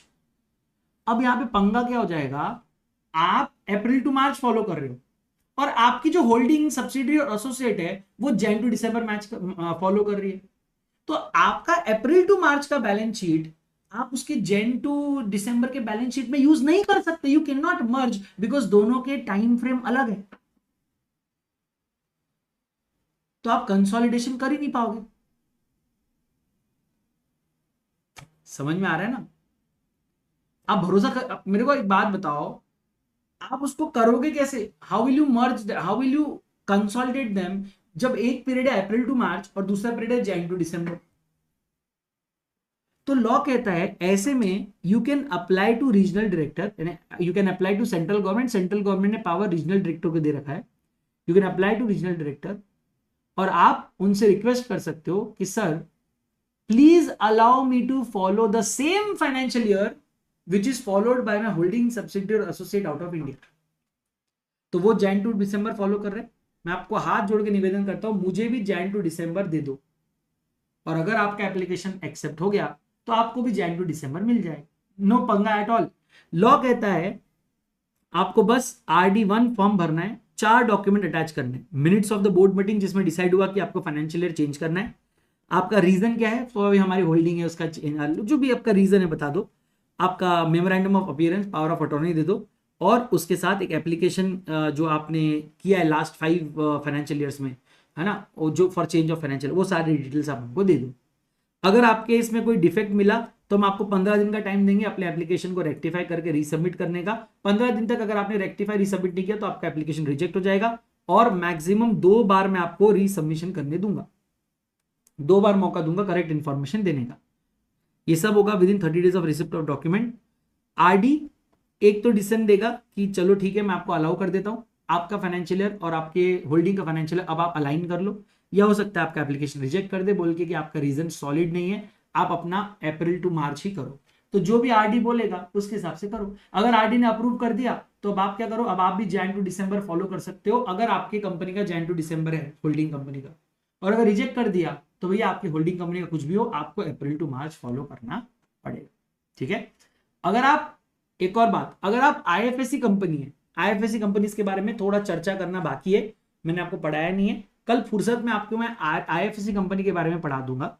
अगर आप आईएफएससी कंपनी है तो आपके लिए एक और ऑप्शन यहां पर क्या दिया है कि आप डायरेक्टली बिना किसी को अप्लाई करे, बिना किसी को पूछे, बिना सेंट्रल गवर्नमेंट को अप्लाई करे, आप डायरेक्टली अपने होल्डिंग सब्सिडरी जो आपकी फॉरेन कंपनी है उसका फाइनेंशियल ईयर फॉलो कर सकते हो। बेसिकली आईएफएससी कंपनी को एक रिलैक्सेशन दिया है, क्यों, आपको किसी से पूछने की भी जरूरत नहीं, आप बिंदास फॉलो करो। अब आप सोचेंगे आईएफएससी कंपनी को ये रिलैक्सेशन क्यों, तो उसके लिए आपको जानना पड़ेगा कि आईएफएससी कंपनीज कौन होती है और वो हमारे देश के लिए इतनी जरूरी क्यों है कि उनको हर जगह पे एग्जम्पशंस देके रखे। तो एक काम करेंगे, कल आप मुझे याद दिलाना, मैं आपको कल आईएफएससी कंपनीज के बारे में पढ़ाऊंगा, फिर मैं आपको कल एसॉप्स और स्वेट इक्विटी और उनके डिफरेंस के बारे में पढ़ाऊंगा, और उसके बाद हम आगे बढ़ेंगे। एक और बात मैं कल कहना चाहता हूं, जितने भी मेरे दोस्त आज यूट्यूब पे मेरे को क्लासेस देख रहे हैं, tomorrow's lecture is going to be the last free lecture for YouTube. I hope you guys are aware. And Monday onwards जो हमारे लेक्चर होंगे वो exclusively only and only paid platform पे होंगे। ठीक है। तो अगर आप लोग हमारे पेड प्लेटफॉर्म पे शिफ्ट होना चाहते हो तो ये आखिरी 2 दिन अब आपके पास है, सैटरडे और Sunday, because Monday onwards classes will exclusively happen only on app. Clear everyone? चलिए, तो एक लास्ट पैरा जो मैंने आपको पढ़ाया कि अगर आपको आरडी ने अलाउ कर दिया तो आपको INC 28 फॉर्म भरना है आरओसी के पास within 30 days of RD's order. ये मैं आपको आगे चैप्टर में पढ़ाऊंगा, इसको अभी याद रखने की जरूरत नहीं है। इतना भी याद रख लो कि अगर आप आईएफएससी कंपनी हो और आप अगर किसी ऐसे फॉरेन कंपनी के सब्सिडरी हो जो अलग फाइनेंशियल ईयर फॉलो करते हैं, आपको किसी से पूछने की जरूरत नहीं है, विदाउट अप्रूवल आप अपना फाइनेंशियल ईयर जो उनका फाइनेंशियल ईयर है आप बिंदास उसको फॉलो कर सकते हो, हमको पूछ के बताने की भी जरूरत नहीं। ठीक है। तो इस पे हम चर्चा करेंगे कि ऐसा क्यों है जब हम अकाउंट्स ऑफ द कंपनी पढ़ेंगे तब। ठीक है। चलो, आज के लिए मैं यहां पर एंड करना चाहता हूं, क्योंकि ऑफकोर्स फ्री रिजर्व बहुत बड़ा है, एसॉप बड़ा है। आईएफएससी के बारे में अगर आप जानना चाहो तो यस, एक थोड़ा सा डिस्कशन हम आईएफएससी पे कर लेते हैं।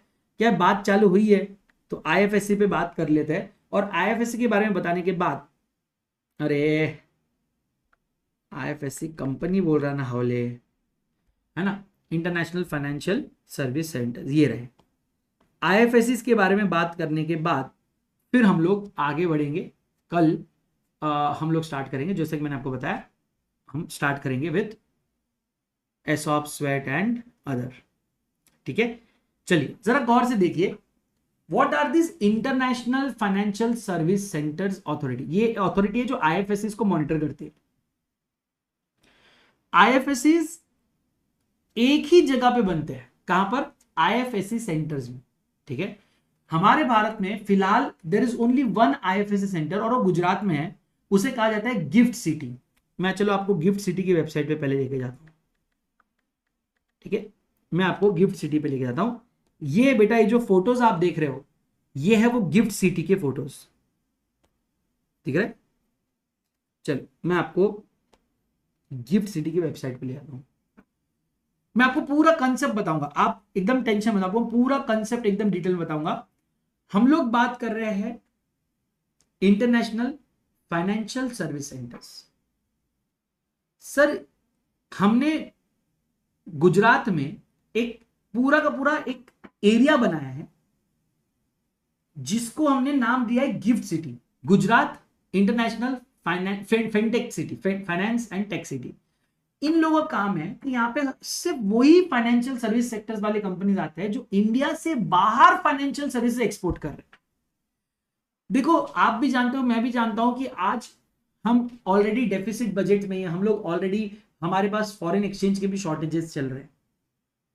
ऐसे में भारत में जब भी आप कुछ इंपोर्ट करते हो, जब भी भारत में कुछ लाया जाता है, तो हमें वहां पर There's no one in your contacts named Bharat Import. हाँ, Whose contact info are you looking for? Shut up. I will not then. जबरदस्ती यार, इसको बहुत देख, बहुत उसको उगली देख, अभी भी सुन रही हो कुछ तो भी देख कि जा भाई। हाँ, तो मैं आपको बोल रहा था कि बेसिक क्या है ना, जब भी हम भारत में कुछ इंपोर्ट करते हैं, हमारे डॉलर जाते हैं डॉलर आपको पता होगा कि इंटरनेशनली सबसे ज्यादा वाइडली यूज करेंसी डॉलर्स है, तो हमको डॉलर शेल आउट करना पड़ता है। बट डॉलर हम प्रिंट करते हैं क्या? Do we print? India print करती है क्या डॉलर? नहीं। तो डॉलर हम जब कुछ एक्सपोर्ट करते हैं ना बेटा, जब हम कुछ बेचते हैं, जब हम एक्सपोर्ट करते हैं, तब हमको डॉलर्स मिलते हैं। और ये एक्सपोर्ट करने के बाद जो हम डॉलर्स कमाते हैं, इन डॉलर्स का इस्तेमाल करके हम इंपोर्ट कर सकते हैं। आप बताइए what will happen if our export is less but our import is more? अगर हम इंपोर्ट ज्यादा करेंगे तो हमें डॉलर में पेमेंट ज्यादा करना है, जबकि हमारे पास डॉलर है नहीं। ऐसे में हमें रुपया बेच के डॉलर खरीदना पड़ेगा। Shut up man, what is this? Shut up. ऐसे में हमें यार लाइक वाई, इसका क्या ट्रिगर वर्ड क्या है? इसका पागल है क्या ये? मैं सीरी बोला भी नहीं, और अभी मैं सीरी बोला तो इसने नहीं सुना। दिमाग में जा रही है मेरे, बहुत सुन रही है मेरे को। सीए बन जाएंगी लगता, सीरी, सीए सीरी। अब नहीं सुन रही वो बहरी। तो मैं ये कह रहा हूं कि भारत में जब हम इंपोर्ट ज्यादा करेंगे, एक्सपोर्ट कम करेंगे, हमारे पास डॉलर नहीं रहेगा, तो हमें क्या करना पड़ेगा? हमें रुपया बेच के डॉलर लेना पड़ेगा, और जितना ज्यादा, आप देखो लॉ ऑफ डिमांड सप्लाई हम भी जानते हैं। अगर आप बेचने के लिए मतलब उतावले होते जा रहे हो कि नहीं सर डॉलर दे दो, बस डॉलर दे दो, लो ज्यादा रुपया ले लो लेकिन डॉलर दे दो, क्यों? क्योंकि हमें पेमेंट करना है, हमें इंपोर्ट करना है, और इसलिए रुपया डिवैल्यू होता है और डॉलर का वैल्यूएशन बढ़ता है। तो अब बात यह है कि हमको इंडिया में डॉलर कमाने हैं। अच्छा, दूसरा भी एक फैक्टर आता है। सर आप कह रहे हो एक्सपोर्ट करना है, हमारे देश में सर जितना भी अच्छा माल बनता है सब एक्सपोर्ट हो जाता है। सर आम उगते हैं, सबसे बेस्ट क्वालिटी के आम जो होते हैं फॉरेन चले जाते हैं। हम भारत में सड़ा हुआ बचा कुचा माल खा रहे हैं। सबसे बेस्ट क्वालिटी के एप्पल, सबसे बेस्ट क्वालिटी के ऑरेंज, सबसे बेस्ट क्वालिटी के सीजनल फ्रूट्स, वेजिटेबल्स, हम हमारे देश की उपज, जो हमारे देश के नेचुरल रिसोर्सेज को कंज्यूम करके बनी है और जो सबसे बेस्ट क्वालिटी की है, हम बेच दे रहे हैं फॉरेनर्स को पैसों के लिए, और हम बचा कुचा खा रहे हैं। तो फिर हमारे गवर्नमेंट को रियलाइज हुआ कि यार ये जो हम कर रहे हैं ना, हम हमारे देश के नेचुरल रिसोर्सेज एक्सपोर्ट कर रहे हैं, हमारी सॉइल, हमारे प्रोडक्शन कैपेसिटी, हमारे नेचुरल रिसोर्सेज, हमारा एनवायरनमेंट, हम इसको ताक पे रखकर हम इसको बेच रहे हैं एक्चुअली फॉरेनर्स को। क्यों? तो डॉलर के लिए। क्यों ना कोई ऐसी चीज एक्सपोर्ट करे, अब ध्यान से सुनना, क्यों ना कोई ऐसी चीज एक्सपोर्ट करे जिसमें हमारे देश का नेचुरल रिसोर्सेज ना जाए लेकिन डॉलर भर भर के आए। And that is where international financial service sector comes into the picture. We are not exporting goods, we are exporting financial या tech services. Sir service export करना कितना आसान है, कितना आसान है अपने नॉलेज को, अपने टैलेंट को बेचना without hampering any natural resources and getting dollar. अब आप समझ रहे हो हमारे देश के लिए ये इंटरनेशनल फाइनेंशियल सर्विस सेंटर्स कितने इंपॉर्टेंट है। आप अगर देखेंगे, मैं आपको आईएफएससी का मीनिंग भी बताता हूं। आईएफएससी कंपनी, बहुत अच्छा मीनिंग एक तो गूगल में दे के रखा हुआ है। हाँ,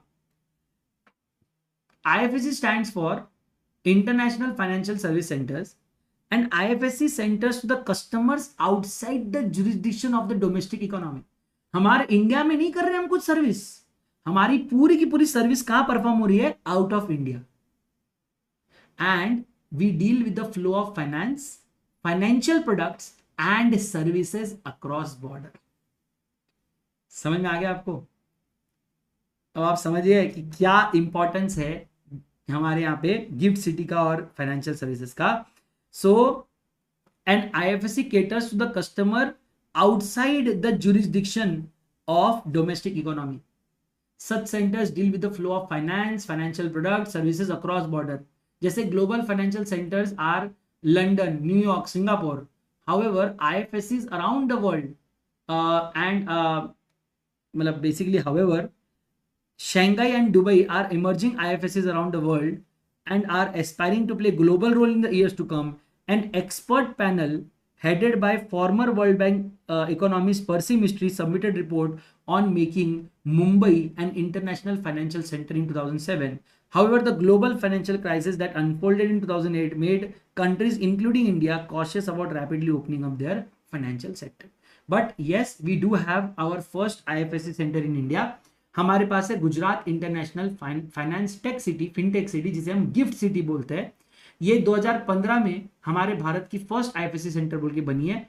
इसके अंदर आपको पूरे फॉरेन टाइप के इंफ्रास्ट्रक्चर मिलेंगे आपको इंडिया में। और जैसे होता है ना, जैसे आपके जैसे आईटी सेक्टर्स होते हैं, जैसे आईटी पार्क्स होते हैं, वैसे ये फिनटेक पार्क, वो इंफॉर्मेशन टेक्नोलॉजी पार्क्स है ना, ये फाइनेंशियल टेक्नोलॉजी पार्क्स है, समझे क्या आप? तो वो आईटी हब्स बनते हैं ना, ये एफटी हब्स बनेंगे, फिनटेक हब बनेंगे। तो यहाँ पे हाई टेक्नोलॉजी मिलेगी, इंटरनेशनल पॉपुलैरिटी मिलेगी, यहाँ पर डायरेक्ट जॉब्स जनरेट होंगे, बिजनेस फ्रेंडली रेगुलेशंस होंगे। इसीलिए तो आप देखना कि जब मैं आपको कंपनीज एक्ट पढ़ाऊंगा, बहुत सारे सेक्शंस में से आईएफएससी कंपनीज को हम बाहर दे देंगे, एग्जम्पशन दे देंगे। वही हो रहा है यहाँ पे कि अगर आप आईएफएससी कंपनी हो, आपको हमसे पूछने की जरूरत नहीं है, आप अपने फॉरेन कंपनी के का जो फाइनेंशियल ईयर है वो मनाओ, क्योंकि आप हमारे लिए डॉलर लेके आ रहे हो। आप देखो लिस्ट ऑफ एग्जम्पशंस, ये देखो, ये देखो, ये देखो, इस पे क्लिक करता हूं मैं। चलो आओ, आज आपको मैं बता, ये देखो, ये सेक्शंस पढ़ा रहा हूं मैं, ये दिख रहा है, ये देखो, ये सब आपके सिलेबस में। बाय द वे क्या हो गया रे? अच्छा, हाँ, ये देखो, ये सेक्शंस है। अभी मैंने क्लॉज 41 अभी आपको पढ़ा रहा था मैं, अभी जस्ट मैंने आपको बताया कि फाइनेंशियल ईयर आपको पूछने की जरूरत नहीं है। आप विदाउट अप्रूवल, आप देखो यहाँ पे लिखा है कि approval of the tribunal shall not be required, दिख रहा है? बिना अप्रूवल के आप आईएफएससी अपने फाइनेंशियल ईयर चेंज कर सकती है। अब आप देखो, ये कंपनीज एक्ट के एग्जाम्पशंस देखो, दिख रहा है? ये एग्जाम्पशंस है, ये कंपनीज एक्ट के एग्जाम्पशंस का लिस्ट है। तो अगर आप एक आईएफएससी कंपनी हो, आपको ये सारे सेक्शन से एग्जाम्पशंस है। ये सिर्फ प्राइवेट कंपनी का था, फिर पब्लिक कंपनी भी है।